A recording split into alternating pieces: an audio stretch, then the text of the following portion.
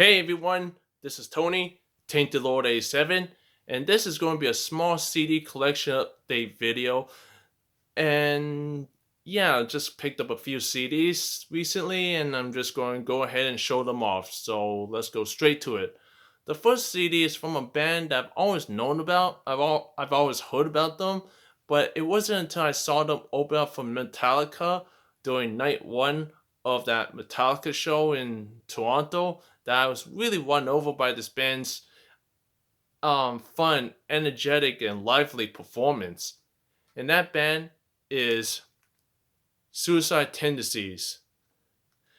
Yeah, like I said, Suicide Tendencies opened up for Metallica on night one of that show in Toronto, and I was won over by this band's performance.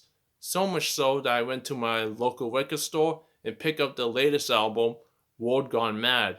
And this album from Suicide Tendencies is just a really fun, energetic, crushing album. A good mix of thrash metal, punk rock, and heavy metal, and the solos on here are just absolutely whipping. Really reminds me of 80s Slayer, which is kind of funny to say because Dave Lombardo from Slayer actually does drums on this album, and he does a stupendous job. He does a stupendous job. Yeah, Dave Lombardo killed it on drums on this album. But also the riffs. Oh man, the riffs are just punishing and heavy and thrashing. It's just such an awesome album full of kick-ass riffs. But yeah, like I said, Suicide Tendencies, World Gone Mad. It's a mix of thrash metal, heavy metal, and punk rock, and it's just a very fun, energetic, whipping, crushing, punishing album. And I'm just kind of kicking myself why I never checked out Suicide Tendencies before, but better late than never. But yeah, World Gone Mad by Suicide Tendencies is just a great album from a band that's going on this long in their career. Really good stuff, and I'm really glad to pick up something from this band. So yeah, Suicide Tendencies, World Gone Mad. Really good stuff.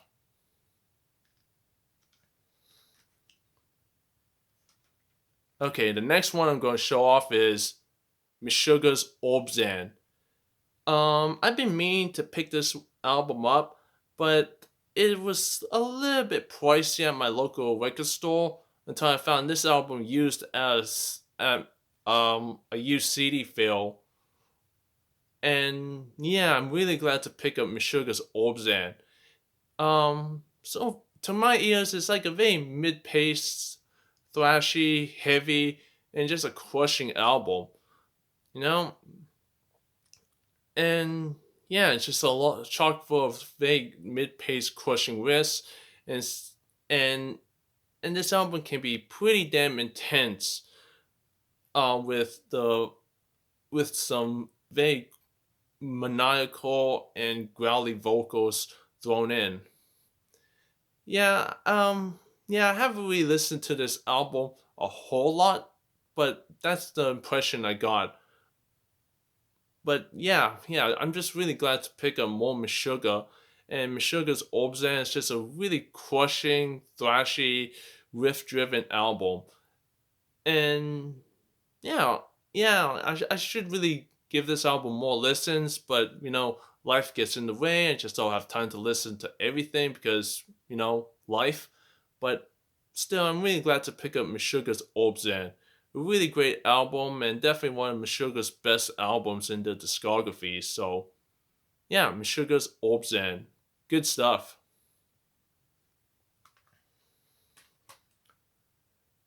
Okay, the next album I'm going to show off is Godflesh, and the album Us and Them.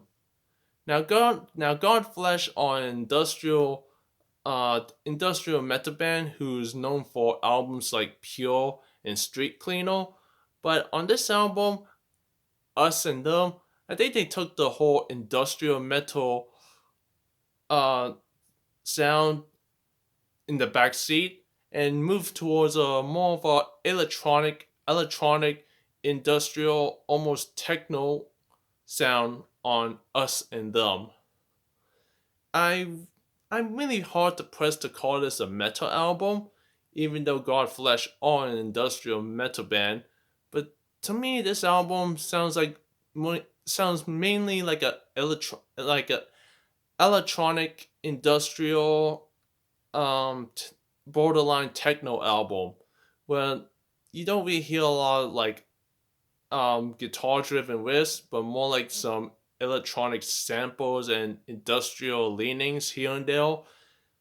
So yeah, really hard to call this a metal album, but I'm pretty open minded to other kinds of music outside of metal.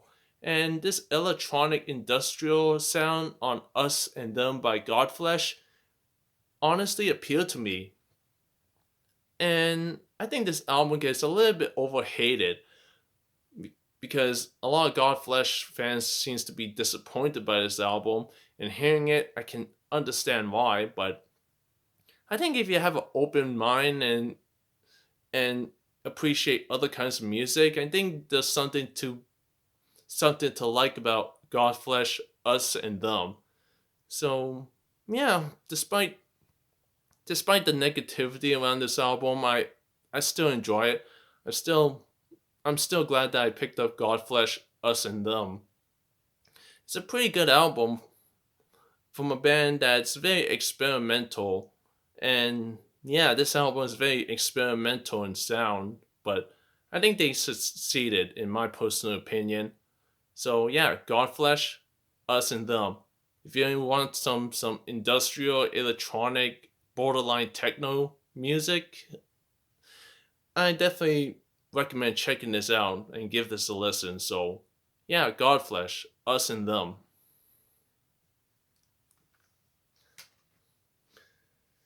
Okay, the final two albums that I'm going to show off is from the same band.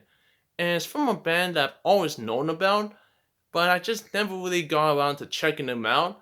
And and it features a member who's also in a band that I'm also a fan of. And that band and the band that I'm talking about in question is Chaos.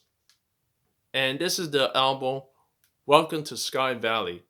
Now, Kayas is mostly famous for having former member Josh Holmes, who's mostly mainly known for Queens of the Stone Age, which I'm a fan of, but I never really got around to check out his previous band Kaios.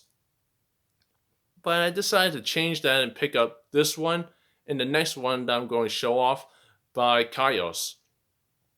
But to me, Welcome to the Sky Valley is just a classic in stoner walks and stoner metal, full of driving, droning riffs, and yeah, this album is mostly for his drony stoner like riffs, and it's just a crushing album overall. And it does borderline heavy metal at times, but hearing this, I can totally hear why this is considered a classic in stoner metal, stoner rock, and it's just a really enjoyable album. You know, the kind of album you just want to sit back on a Saturday afternoon when the sun is setting and just just chill and relax and just nod your head to this album. At least that's how I picture myself listening to this album. But yeah, just really glad to finally pick up Kaios, something from Kaios, and Welcome to Sky Valley. It's just a great, excellent stoner metal, stoner rock album from a band that I feel is a bit underappreciated. But yeah, Kaios, Welcome to Sky Valley. A really excellent album.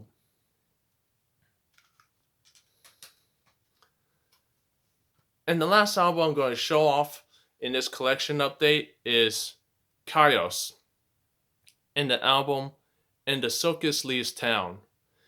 And to me, this album is kind of more of the same. Um, just your trademark stoner metal, stoner rock album, and definitely borderlines heavy metal. So yeah, if you love the album Welcome to Sky Valley, I don't see why you would be disappointed with this album and the Circus Leaves Town by Kaios. Just another great album from a band that should have been much bigger than they've um they had, I guess. But yeah, Kaios and the Circus Leaves Town is just another solid stoner rock, stoner metal album that sometimes borderlines heavy metal as well, in my personal opinion. So really glad to pick up this and Welcome to Sky Valley by the same band Kaios. Really good stuff. Both albums are great.